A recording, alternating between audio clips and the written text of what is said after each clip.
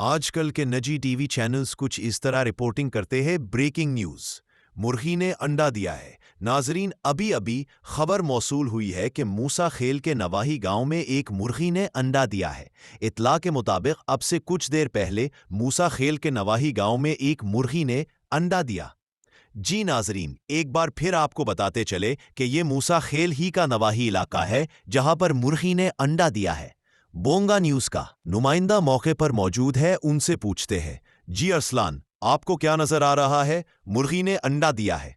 جی نور، ہم یہاں موجود ہیں، اب سے کچھ دیر پہلے مرغی نے انڈا دیا ہے۔ جی نور، ڈونگا بونگا نیوز نے علاقے کے ایچ او سے رابطہ کیا ہے اور انہوں نے اس بات کی تصدیق کی ہے کہ مرغی نے انڈا دیا ہے۔